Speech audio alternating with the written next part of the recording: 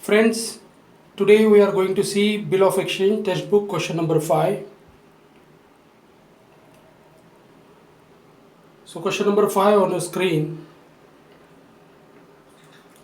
Siddhant sold goods to Sudhir of rupees 43,800 on 18th March 2019, and Siddhant draws a bill on Sudhir on the same day for rupees 43,800 for 3 months, which was duly accepted by Sudhir. पहले ये समझ लो ये दोनों के बीच में क्या deal हुआ है और ट्रांजैक्शन क्या हुआ है।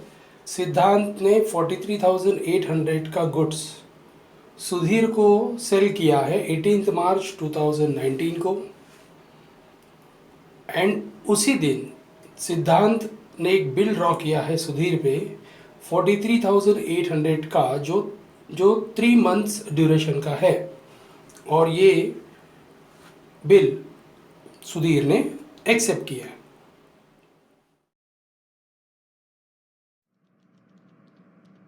Hello Sudhir, how do you do? I am fine. Okay, tell me what can I do for you? I want to buy some goods on credit. Okay, no problem. Siddhant, I have loaded all goods in my car. Tell me, how much amount I will have to pay you? Total rupees 43,800 only. Okay, fine. I will pay you this amount after 3 months. Is that okay? No problem. But we need prepare a bill of exchange. And you have to sign on it. Oh sure. I am ready to sign. Thanks for this deal. Welcome Sudhir. Today is 18th of March. Right? Right. So, after 3 months and 3 grace days, the date will be April, May and June. It will be 21st June. Right? Exactly right. Let's do the paperwork. Oh sure. Now let's see ये जो transaction हुआ है उसका इन the books of सिद्धांत में किस तरह journal entry पास होगा। इन द बुक्स ऑफ सिद्धांत जो ड्रॉवर है, जो गुड सेल करता है वो ड्रॉवर होता है, जो परचेज करता है वो ड्रॉवी होता है। सो सबसे पहला एंट्री सेल का करते हैं। 2019 18th March, Sudhir account debit 43,800 to sales account 43,800, narration being goods sold on credit। जिस दिन गुड सेल हुआ है उसी दिन बिल ड्रॉ हुआ है। बिल ड्रॉ का एंट्री आपको पता है, bills receivable account debit to drawee. इस प्रॉब्लम में ड्रॉवी सुधीर है, सो उसी दिन हमारा बिल ड्रॉ का एंट्री हो जाएगा। Bills receivable account debit to Sudhir account 43,800 being bill drawn for 3 months. Sudhir will pay me bill amount after 3 months. But I can't wait for 3 months. Let's go to bank and discount this bill with bank. As I want some amount immediately. Siddhant came this bank to discount his bill with bank. Hello officer. Myself Siddhant. Pleasure to meet you sir. Tell me what can I do for you? I want to discount my bill of exchange with bank. Oh sure sir. What will be rate of discount? Just a moment. First tell me, what is the amount of bill? It is rupees 43,800 only. Okay, let me note down. And for what period you are going to discount it? For the period of 3 months. The rate of interest will be 8%. Is that okay, sir? Okay, no problem. Tell me what will be an amount of discount? Wait a minute. Let me calculate. Oh sure. Take your time. It will be rupees 876 only. Okay. How much amount I will get then? Sir, bank will deduct the amount of discount from bill amount, and balance will be given to you. Give me a moment. I will tell you the exact amount. It will be 43,800 minus 876. It will be 42,924 only. Is that okay, sir? Okay, no problem. do the formalities, and give the amount to me. Okay, sir. Give that bill and have a sit. I will do the formalities. You will get amount in a moment. Okay, thank you very much. Well, Now after this, सिद्धांत को कुछ पैसे की ज़रूरत आ गई. He can't wait for 3 months. वो 3 महीना रुक नहीं सकता, तो उसने डिसाइड किया कि वो ये बिल बैंक में लेके जाएगा और उसे डिस्काउंट करेगा. अब ये मुझे कैसे पता चला, वो सेंटेंस पहले पढ़ लेते हैं. सी, सिद्धांत discounted the bill on the same day at 8% per annum. मतलब उसी दिन ड्रॉवर ने, सिद्धांत ने ये बिल बैंक में डिस्काउंट के लिए वो लेके गया. ट्राई टू अंडरस्टैंड डिस्काउंटेड का मतलब क्या होता है. जब भी ड्रॉवर को मैच्योरिटी के पहले अगर पैसे की ज़रूरत आ जाए तो ड्रॉवर वो बिल बैंक में लेके जा सकता है, और उतने पीरियड के लिए अगर वो उसे बैंक से डिस्काउंट कर सकता है. सो फॉर दैट बैंक उतना पीरियड के लिए एक सर्टन परसेंटेज से उसका कुछ अमाउंट डिडक्ट करेगा. तो ये बिल था 43,800 का, 3 months का बिल था, और 8% के लिए डिस्काउंट हुआ है. तो पहले ज़रा ये कैलकुलेशन समझ लेते हैं कि डिस्काउंट अमाउंट कितना होगा और किस तरह निकाला जाएगा. So let's see calculation of discount first.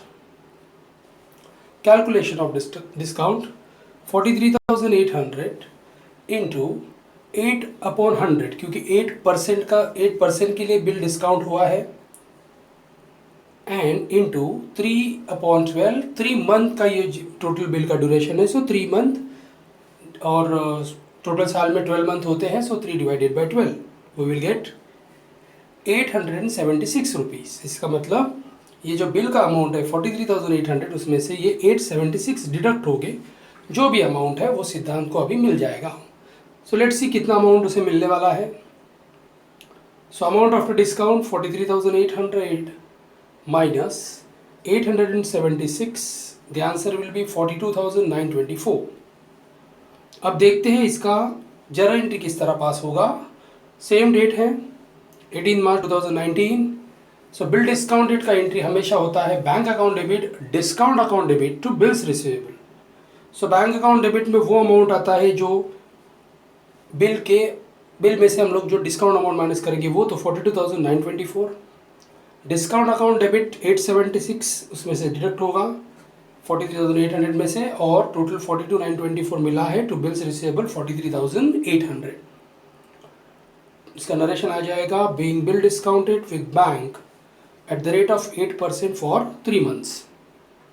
सो इस तरह बिल ड्रॉ हो गया और बिल डिस्काउंट भी हो गया.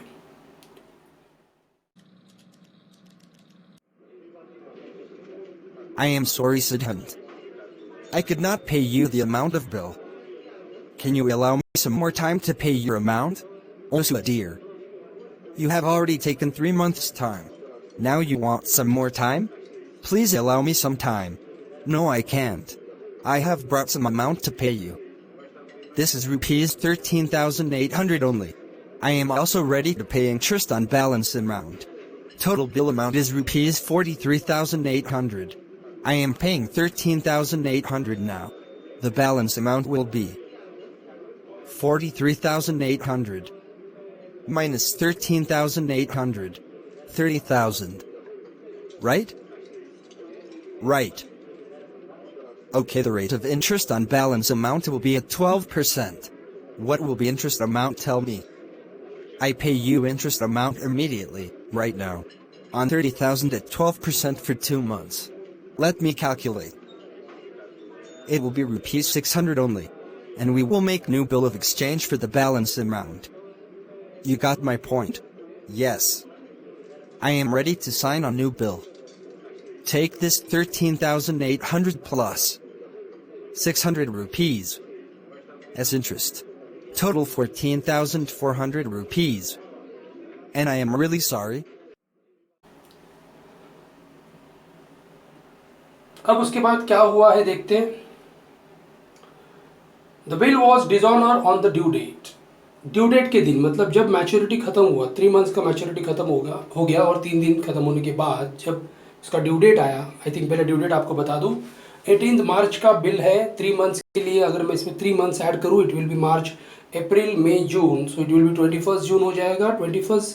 18 जून होगा पहले, और हमेशा आपको 3 डेज, आपका बिल कितने भी मंथ का हो, वो 2 मंथ का हो, 3 मंथ्स का हो, 5 मंथ्स का हो, हमेशा आपको ग्रेस डेज हमेशा 3 होता है, उसमें ऐड करना होता है। सो 18 मार्च में सबसे पहले मैं 3 मंथ ऐड कर रहा हूँ। सो अप्रैल, मई, जून, 18 जून, फिर उसमें मैं 3 दिन ऐड करूँगा। सो 21 जून को इसका मैच्योरिटी था, लेकिन 21 जून को सुधीर ये टोटल 43,800 रुपीज़ सिद्धांत को नहीं दे सका, दैट्स वाई ये बिल डिसऑनर हो गया। अब डिसऑनर होने के बाद सुधीर रिक्वेस्टेड सिद्धांत, उसने सिद्धांत को रिक्वेस्ट किया टू एक्सेप्ट, कि अभी एक्सेप्ट 13,800, अभी मेरे पास 13,800 है, वो तो एक्सेप्ट कर ले, एंड इंटरेस्ट इन कैश, और साथ में मैं इंटरेस्ट भी देना चाहता हूँ इन कैश। अब ये ठीक से पढ़ लो, देखो, on remaining amount, remaining amount मतलब टोटल बिल है 43,800, उसमें से 13,800 पहले माइनस होगा, तो आंसर आएगा 30,000। 30,000 पे 12% से 2 मंथ के लिए, 2 मंथ आगे देखो, 2 मंथ का नया बिल बनने वाला है। सो 2 मंथ के लिए जो भी इंटरेस्ट बनेगा, मतलब ये जो 2 मंथ एक्स्ट्रा मांग रहा है सुधीर, उस 2 मंथ का वो इंटरेस्ट देना चाहता है। मतलब अभी वो 13,800 प्लस रिमेनिंग अमाउंट, मतलब 30,000 पे जो हम 12% और 2 मंथ का इंटरेस्ट निकालेंगे, आई थिंक दैट विल भी आ जाएगा 600। वो पैसा अभी सुधीर सिद्धांत को देने को तैयार है, और फिर जो रिमेनिंग 30,000 है उसके लिए वो नया बिल एक्सेप्ट करने के लिए भी तैयार है।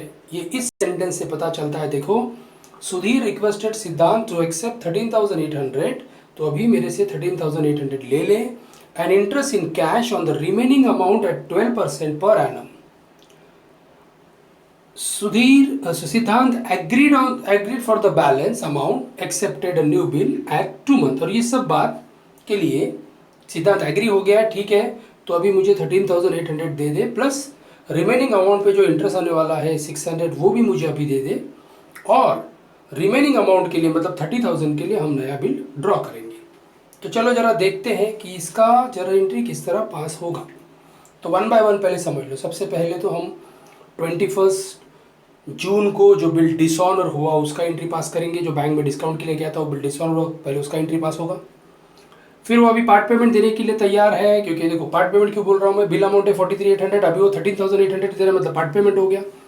उस पार्ट पेमेंट के साथ वो इंटरेस्ट देने के लिए तैयार है, मतलब 13,800 प्लस 600, अभी वो दे रहा है 14,400, प्लस जो रिमेनिंग अमाउंट है उस पर वो बिल ड्रॉ करने के लिए भी तैयार है। तो ये सब एंट्री अभी हम लोग पास कर लेते हैं।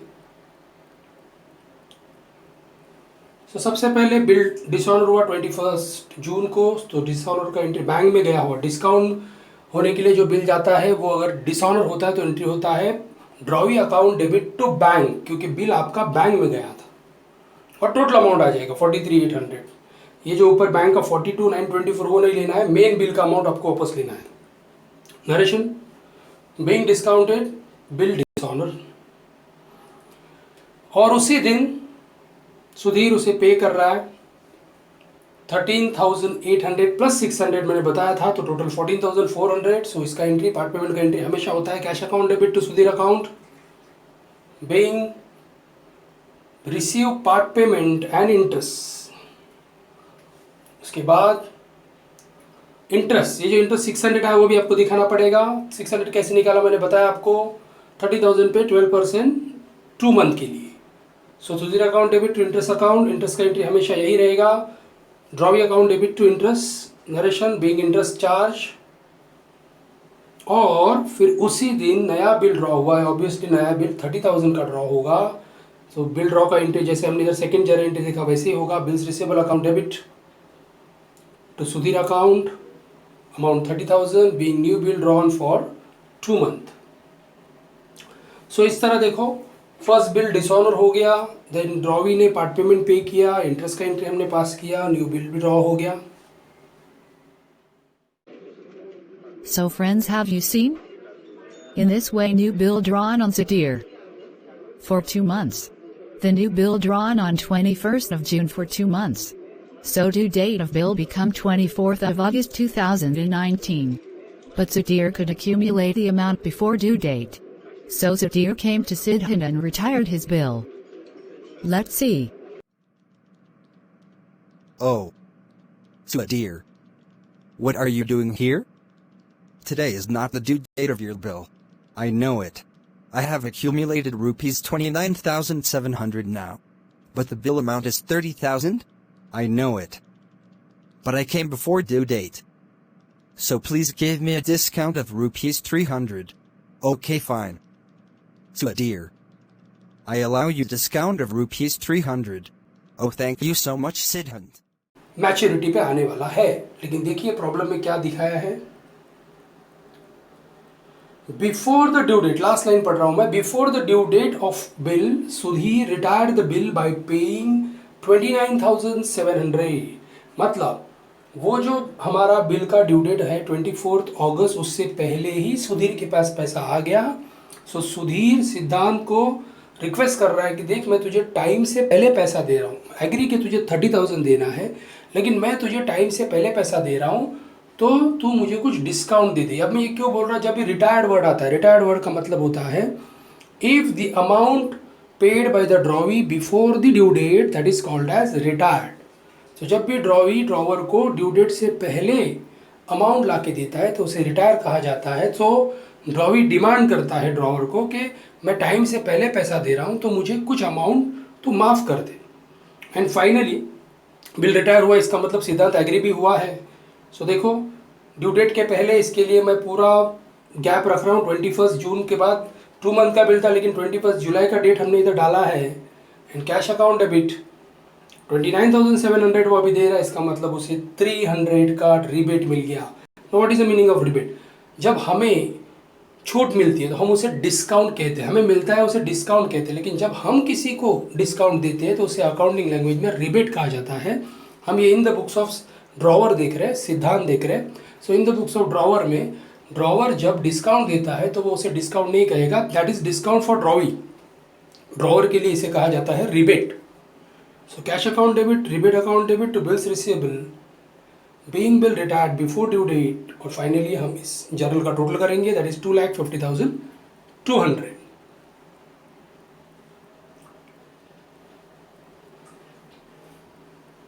सो फ्रेंड्स, ऐसे ही मैं टेक्स्ट बुक के जितने भी बिल्स ऑफ एक्सचेंज के प्रॉब्लम है 1 बाय 1 आपको एक्सप्लेन करूंगा, और मैं इसको हमारे अकाउंटिंग चैनल पे डालते रहूँगा।